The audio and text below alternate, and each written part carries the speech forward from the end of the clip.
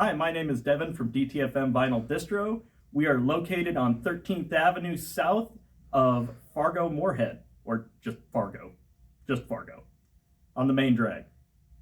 Right, Jamie? Yep. Main drag. Yep, just down from the mall. Anyway, you can buy these in-store or online, but this is 5 records with my buddy Jamie. So, Hi. Jamie is going to react to the covers, and we are going to describe the albums. So you ready, Jamie? Absolutely. All right. I suppose we want to turn it around, right? Yes. Bad Religion, Empire Strike Back. Yeah, I mean, as time flies, you get, to me it feels like a pretty newer one, but it's not anymore, is it? I think this is my favorite Bad Religion record of all time. Really? Of all time, I think this is my favorite. And it was my favorite tour to see them on.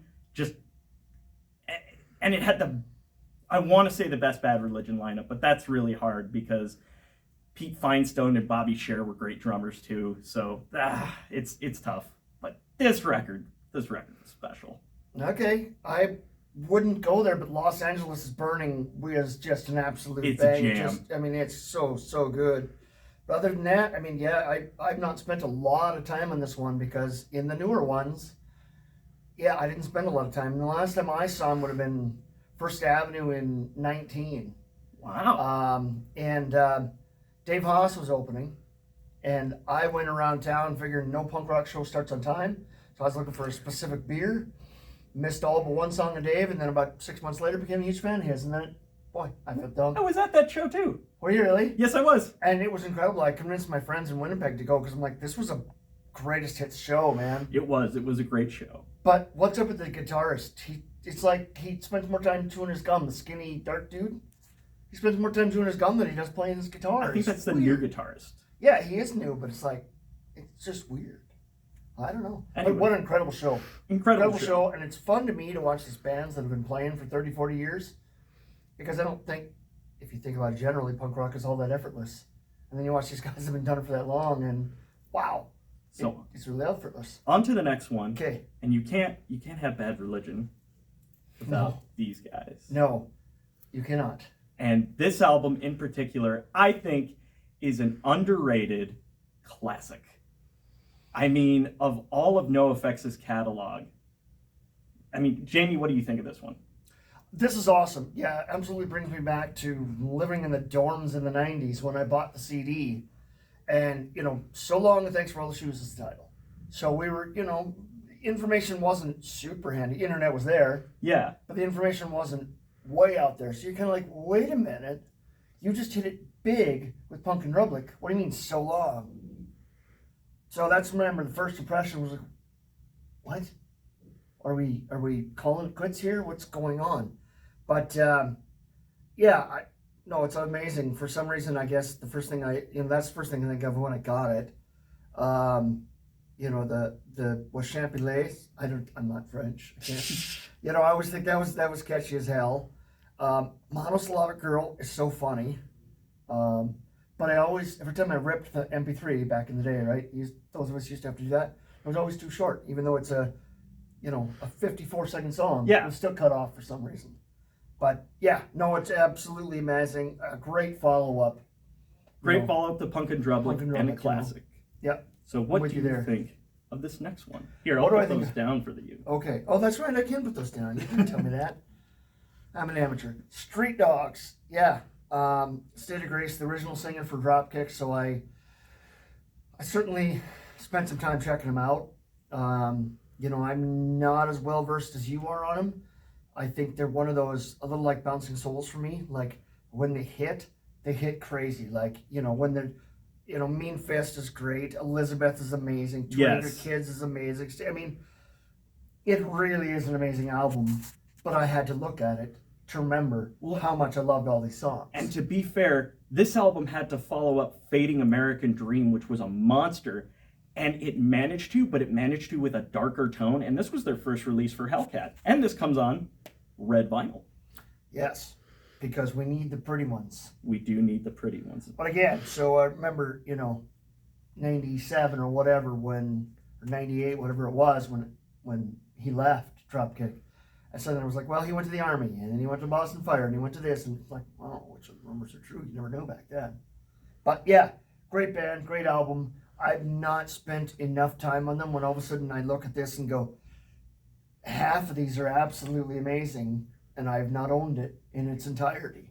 It's a classic. You know, the things you miss by talking about them. Now, speaking of an underrated classic, yeah, I know who they are, and I know that they're on Fat, but here's where Devin and I have foolish arguments.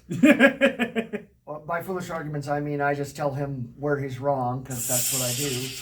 And I'm like, Devin, these screamers, you have such good taste, and then you get into these loud screamer ones. There's so many better bands on Fat, and there's so much better music on Fat. These guys were like a super group from Philly and Jersey, and I have such a weakness for Jersey hardcore, and None More Black was like the tops, and this was their kind of going out, and they just went out with a bang, and that was it. You never heard from them again, but Icons, just genius record. This is our last copy. I don't even know if it's in print. And you've watched the most recent Fat Wreck documentary, haven't you? Fat Wrecked? And so, you know, they talk about there is a Fat sound. It's these thrash metal guys who grew up in the 80s, but then incorporated faster drums and, melodic vocals. Yes. So I'm just like, well, that absolutely explains where my genre narrows down to. But this one doesn't, you know, these guys. This is the newer Fat sound. Yeah. The 2000s Fat sound. More like where Epitaph started to get to before they went way off the rails. Like a little more screamy, a little less melodic, but still fast. So speaking of screamy, I said I'd pick one that would make your skin crawl. All right. So yes, I mentioned a minute ago how we have some foolish arguments. By foolish arguments, I mean I tell Devin what my opinion is. He's still friends with me despite me definitely telling him my opinion on absolutely everything, including in front of his other customers. Like, Devin, no, you can't hype that one up. It doesn't actually exist. This album, from like my number 2 or 3 band in the entire universe, doesn't exist, Devin. And he disagrees with me. See, I love this album. It took a while to grow on me, but I love this album, and you don't. And I understand why you don't like it, because you just don't like the screaming aspect. No. But it's the album Lars wanted to do. Absolutely. This is where Lars and the Bastards first Started. went to, right? You know, Lars had some more melodic stuff later on, you know, and some great songs. But that when he not split off, but when he pulled the side project with Lars Frederiksen and the Bastards, yeah, this is where it was. And I just went, you went from Life Won't Wait, which opened me up to Buju Banton, some serious reggae, and you know, all, you know, with all these guests and all this variety, and to this, like, you went from so much music to there's 1,000 bands that could have done this album. That's where my problem was. And I think no one but Rancid could have done it like that.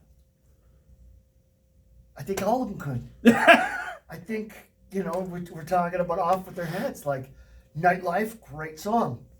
But when I've seen them, it's like, dude, you're more screamy in person. And that's where I thought Suicide Machines, we had this conversation recently. I thought Suicide Machines borders on screamy on the album. So I thought everybody borders on it on their album is far more screamy in person. And that was not true.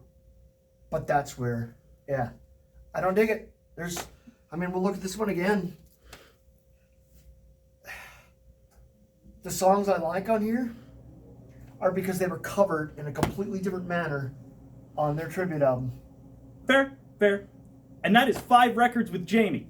5 records with Jamie. Check out all 5 of these records, despite the fact that we don't agree on the Rancid 2000 record.